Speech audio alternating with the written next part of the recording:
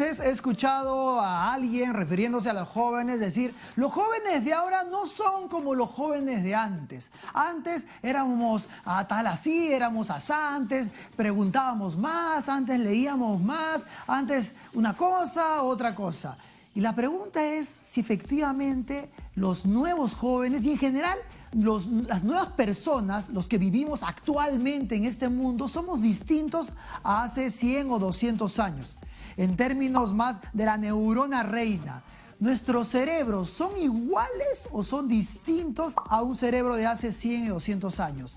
Al parecer, ha tenido y está teniendo y va a seguir teniendo cambios muy profundos. ¿Qué está cambiando en el medio para que nuestro cerebro reaccione de una manera tan notoria? ¿Y por qué nuestro cerebro reacciona? En términos generales, nuestro cerebro siempre está interactuando con el medio. Si el medio nos provoca algo, nuestro cerebro tiene que ser capaz de sobrellevar y aprovechar lo que el medio genera. Nuestro cerebro no está aislado del medio, al contrario, todos nuestros sentidos están conectados en qué pasa en el medio para yo comportarme de alguna manera. Entonces, ¿qué ha pasado en estos últimos 50, 60 años que ha modificado tanto nuestro comportamiento? ¿Qué creen ustedes? Efectivamente, la tecnología, la era digital. En términos fáciles, el celular. ¿Cada cuánto tiempo nosotros agarramos el celular? Tenemos casi una mano dedicada, ha evolucionado, toda esta maravilla de mano ha evolucionado para manejar el celular. Cuando nos despertamos, ¿cuánto tiempo estamos sin el celular? ¿10 minutos? ¿15 minutos? ¿1 minuto? ¿30 segundos? ¿Dormimos con el celular casi como almohada? El celular ha invadido, se ha llenado de todo nuestro comportamiento y efectivamente hace que nuestro cerebro se comporte de una manera distinta. Una de las características que tienen los nuevos cerebros humanos, o sea, nuestro cerebro, los que estamos invadidos en el uso de la tecnología, es nuestra necesidad visual. Nuestro cerebro se ha vuelto muy visual. Casi toda la información está viniendo por impulsos visuales, por pequeños mensajes, pequeñas imágenes lanzadas desde nuestros celulares, nuestras computadoras, nuestras herramientas tecnológicas. Por ejemplo, Robert Rosler, un neurólogo de Buenos Aires, en Argentina, hace un análisis y muestra que un estudiante que ha acabado la secundaria ya ha tenido 10.000 horas usando videojuegos. 10.000 horas de entrenamiento de su cerebro con las imágenes rápidas e intensas de un videojuego. Ha tenido también 10.000 horas mirando el celular. Ha tenido 20.000 horas. Imagínense ustedes la cantidad de exposición que tenemos sumando los minutos y los segundos de todos los días. 20.000 horas mirando la televisión y casi ha mandado 200.000 mensajes de texto. Y son mensajes además en un idioma que casi podemos no entender, que son frases entrecortadas, que son pequeños emoticones, que son emociones dichas con pequeñas imágenes. En términos fáciles, lo que estamos diciendo es que nuestro cerebro está cambiando porque los impulsos y el tiempo de exposición de esos impulsos es mucho más alto. Quiero contarles otra investigación. A un grupo de jóvenes se les muestra 2.500 imágenes, una tras otra, durante 10 segundos cada imagen. Luego de 72 horas se les pide que se puedan recordar esas imágenes y recordaban casi el 96% de las imágenes. Y casi pasando un año se les pide que recuerden esas imágenes y estaban casi en el 60% siendo capaces de recordar las imágenes. O sea, nuestro cerebro está entrenado y ahora más que nunca, con el tiempo de exposición que tenemos a las imágenes, de recordar las imágenes. Ahora hicieron este mismo experimento, pero con palabras. Se les mostró 2.500 palabras, una tras otra, y se les puso a las palabras 10 segundos. ¿Cuánto creen ustedes que recordaban a las 72 horas? No pasaban ni del 30%. O sea, nos hemos vuelto y nos estamos volviendo cada vez más incapaces de recordar las palabras, de recordar las frases que escuchamos versus las que vemos, las imágenes que vemos. O sea, necesitamos ahora ser mucho más comunicativos con las imágenes. Y esto es un mensaje para los profesores, para los maestros, para los entrenadores de personas, de niños, de jóvenes. necesitamos ser mucho más visuales que antes. Algunos me podrán decir, no, pero yo he aprendido así, así que mis alumnos también deben aprender así. No. No podemos trabajar de esa manera porque los nuevos cerebros son distintos a los anteriores. Antes los impulsos externos eran absolutamente diferentes. Ahora son tan visuales y necesitamos, por lo tanto, ser mucho más efectivos con esas herramientas. Eso tampoco significa que no vamos a leer. Eso no significa que no vamos a escuchar. Sí, pero debemos también utilizar nuevas herramientas para ser mucho más impactantes con nuestros alumnos y con el mensaje que nosotros queremos dar.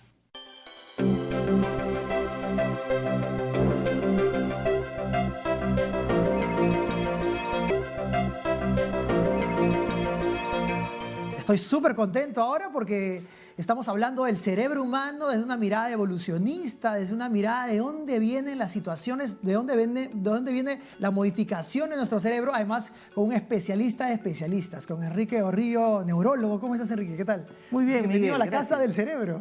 Oye, muchas gracias. Gracias por esa oportunidad. Oye, sabes que yo estoy cautivado con esta especialidad hace ya muchos años que pero me además dedico a ella. es muy rara en el Perú, ¿no? Tú me contabas que hay muy pocos neurólogos y hay muchas cabezas, pero pocos que lo tratan. Sí, efectivamente. Qué buena acepción de esto. Efectivamente somos muy pocos los neurólogos, tal vez porque en algún momento en el país no se tenían los medios probatorios de un diagnóstico. Era muy especulativo, ¿no? Sí, bueno, la clínica, evidentemente, y eso es lo que tenemos inmersos los neurólogos dentro de nuestro espíritu académico, es buscar el síntoma, buscar esa cosita chiquita que le aparece de repente en el dedo meñique del pie, o esa miradita extraña del paciente, o en fin, la asimetría, cosas Pero, como Enrique, esa. ahora se han vuelto de moda, porque todo el mundo ahora habla del cerebro. Entonces ustedes deben de ser como el foco de atención real y honesta de lo que pasa en el cerebro, más que una especulación. Bueno, te comento que sí, ha cambiado notablemente, ¿no?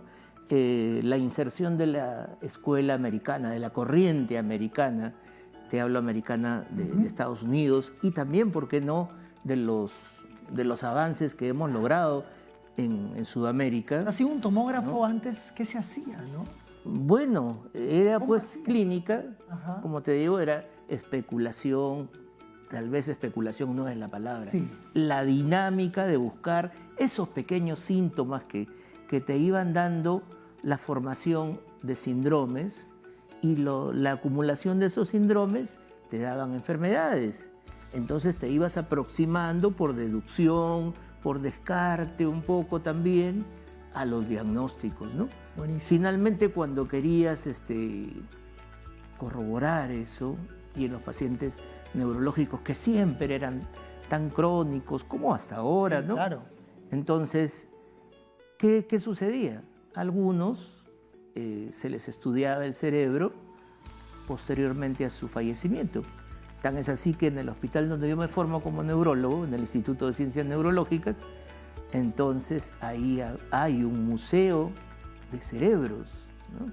Hay de las enfermedades más vastas, ¿no? Interesante. Y deberíamos ir todos, ¿no? A conocer un poco de Mira, eso. oye, sería un punto Tenemos un programa allá.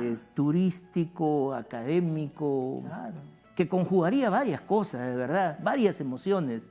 Sería Seguramente magnífico los promoverlo. médicos también necesitan saber más sobre el cerebro, ¿no? O sea, los médicos de otras partes del cuerpo. Por supuesto, porque el cerebro, si vale la expresión, y discúlpame que me irrogue esto, es el patrón de todo nuestro cuerpo, ¿no? Sí. Por ejemplo, si en este momento me dicen, oye, tu carro se lo está llevando la grúa, yo salgo corriendo, y mi corazón, pum, pum, pum, pum, late de acuerdo a la demanda, ¿no?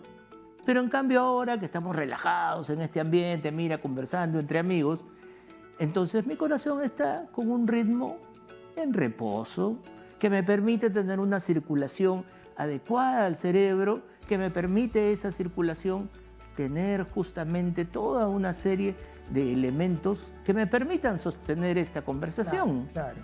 ¿no? Estamos hablando de que los nuevos cerebros humanos, que de hecho ya es un título perturbador, Nuestro cerebro Claro. cambia dependiendo del medio. Y ahora tenemos un medio donde el impacto visual, me imagino que es el más poderoso. O sea, antes no había tanta imagen o tanto digital, tanta actividad digital. ¿Se han modificado los cerebros en esta última época? Por supuesto.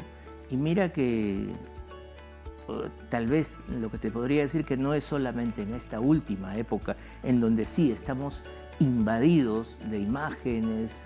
Nosotros mismos usamos a veces 2 teléfonos, que la computadora, que la laptop, en fin, una serie de elementos, ¿no es cierto? Vas por la calle, réclames lados. digitales, Sí. ¿no? Que perturban a veces para manejar, O mira. sea, nunca ha habido tanto bombardeo, tal vez. Efectivamente, efectivamente. Pero todo eso, que son estímulos, entonces nos va dando plasticidad. O sea, modifica tu cerebro. Y se puede medir esa modificación. Obviamente que se puede medir. Y mira, un dato peculiar. En los últimos 100 millones de años, ¿ya? Que es un pedacito Sí, nada más de la historia. evolutivamente es un pedacito, ¿Ya? sí. Bien, suena bastante, ¿no? 100 millones. Entonces, en los últimos 100 millones de años, el cerebro humano ha crecido más o menos un 25%. Qué interesante. Bien, ¿en base a qué ha crecido? En base a que el hombre, que era recolector de repente en un primer momento, ¿no es cierto?, bajó a ser un poco menos nómade y ya se comenzó a establecer, ya comenzó a hacer clanes, ¿no? ¿Y por qué eso modifica tu cerebro? Porque mira, cada cosa que nosotros hacemos es una fuente de aprendizaje. Y esa fuente de aprendizaje, ¿qué me permite? Me permite que haya plasticidad. Por ejemplo, te hago una pregunta. Sí. ¿Cuánto es 8 por 8? 64. 64. Me lo acabas de decir en 20 milisegundos, mira. Ah, ¿Ya? menos mal. Pero eso, eso lo aprendiste cuando tú tenías 8 años, a la vuelta de la esquina, nomás, ¿no? grabado en algún lugar. Claro, está ahí.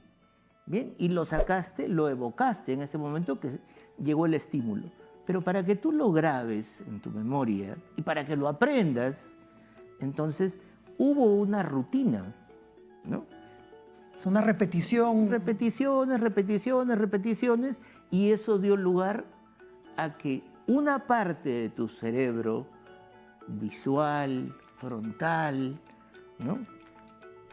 Temporal, me refiero a los lóbulos del cerebro, entonces vayan tomando nuevas redes para almacenar ese estímulo. Y redes, en términos sencillos, es un contacto entre neuronas, ¿no? Entre o sea, neuronas. síntesis de proteínas Así, dendríticas, ¿no? Así es, así es. Entonces ya está grabado en tu cabeza cómo funciona el medio externo y eso se va acumulando en generaciones. Ya lo creo. Por ejemplo, aquí tenemos un cúmulo de colores, ¿no?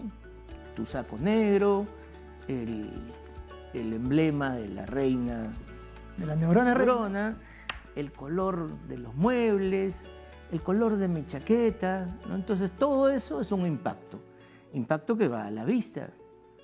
Pero cuando llega a la vista llega a un punto, finalmente a mi cerebro, a la región occipital, para que yo te diga, acá. posterior en el cerebro, para que yo te diga los muebles son rojos, ha tenido que haber una conexión entre la región occipital y el área del habla. ¿Ya?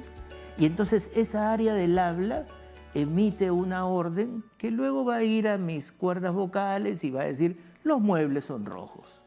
Miren amigos, qué interesante lo que nos dice Enrique, porque a veces uno hace 1.000 millones de cosas al día sin pararse, siquiera respirar. Bueno, respira porque es automático también y también porque tu cerebro lo está ordenando. Pero esas cosas pasan de un segundo a otro y todo pasa o está organizado por el gran patrón que es el cerebro. El medio externo nos modifica. Los nuevos cerebros humanos, los nuevos me refiero a los millennials, concretamente. Ya. ¿Cuán diferentes son a los que hay a los de la generación X, los de los que han nacido en los 50, Los bomber los 60? y todas las cosas. Exacto. Claro. Sí, mira, definitivamente ha habido una modificación, ¿no? Si tú hablas con un neuroanatomista en este momento, te diría, mira, la región frontal anterior, ¿no? Es la región del cerebro que se encarga de la personalidad, ¿no? Entonces por eso somos habladores o de repente somos recelosos. ¿Y se ha modificado eso? Eso, claro, se ha ido modificando porque las conductas sociales se han modificado, ¿no? O sea, ¿se ha vuelto más qué? ¿Nuestro cerebro se ha vuelto más qué? ¿Más extrovertido? Más que extrovertido, se ha adaptado a todas las convenciones que uno va teniendo, ¿no? Si yo voy a una conversación como esta, no se me ocurriría pues sacarme el zapato para hurgar entre los dedos de mis pies. ¿No es cierto? Espero que no, Enrique. Bien, entonces, ¿por qué no hago eso? Porque hay una convención social De acuerdo. que así me lo dicta, ¿no? Exacto. Esto no se debe hacer, ¿no? Muy bien. Enrique. Perdona, Sí, para completar la idea. Mira, hace 50 años de repente no se cantaba en las misas. Ahora cuando tú vas a una misa, ¿no es cierto? Es casi una a una fiesta, cuestión. ¿no? Sí. Es casi una fiesta, ¿no? Sí. Inclusive en las misas de cuerpo presente que hacen en los velorios, ¿no es cierto? También se canta. Entonces mira cómo se van modificando las cosas. Enrique, Y por eso ejemplo, es no sé, aprendido. En mi época, digamos, en mi época de niñez, éramos más pacientes. Teníamos que hacer cola para el pan y hacíamos cola para el pan. Ahora, la espera no es entendido. O sea, el cerebro humano se ha vuelto incapaz de esperar 5 minutos, que dame el libro de reclamaciones. Eso también está en tu cerebro. También. O sea, nuestro cerebro se ha vuelto menos capaz de esperar, de mandar una carta y esperar en 15 días la respuesta. También, es cierto, por supuesto. Porque así como se han modificado algunas conductas sociales en torno a ser más tolerante de repente, más elegante en tu trato, ¿no es cierto? También ha habido un cúmulo de violencia que te lo trae ¿quién? La propia sociedad. Miren, amigos, todo lo que encierra nuestro cerebrito, ¿no? Una cosa un objeto o un órgano que ha evolucionado durante cientos de miles de años y que se ha vuelto, y mientras más se le investiga, más cosas se les encuentra, incluso ramificaciones en el intestino, en el corazón o en el mismo cráneo. Entonces, amigos, si nosotros queremos entender a nuestro comportamiento, tenemos que entender a nuestro cerebro. Muchas gracias, Enrique. Gracias a ti, Miguel. Gracias.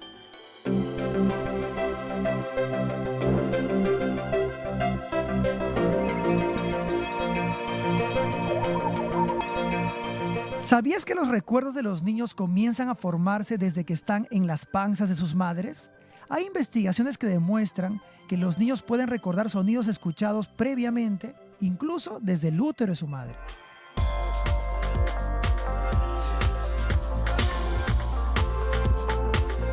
La rara del día de hoy es millennial. Los millennials son los que han nacido entre 1980 y los 2000 y tienen características muy interesantes los millennials. Por ejemplo, son nativos digitales. ¿Qué significa esto? Que han nacido con la digitalidad.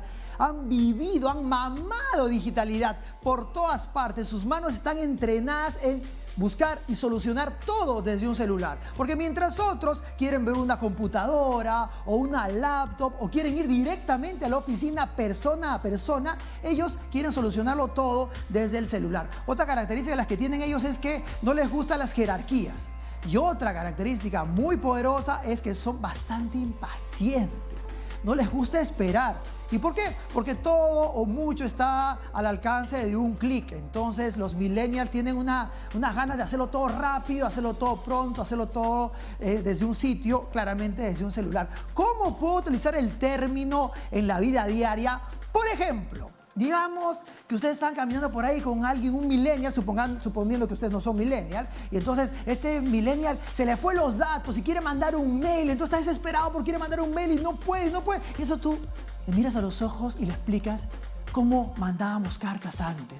Le dices que sacábamos una carta con su sobre al lado, ponías la fecha, luego tenía unas reglas de introducción, en la presente misiva, sigues escribiendo, luego el saludo, el cuerpo de la carta en 2 párrafos, luego el final, luego la fecha, luego la firma, y al final de todo eso lo doblabas y ponías un sellito, ese sellito se iba y en 2 o 3 meses te llegaba la respuesta. Así funcionaba la vida antes. Claro, mientras tú le aplicas eso, él ya habrá conseguido wifi de algún lado y ha hecho 5 trámites más. Pero por lo menos has practicado la rara del día de hoy, millennial.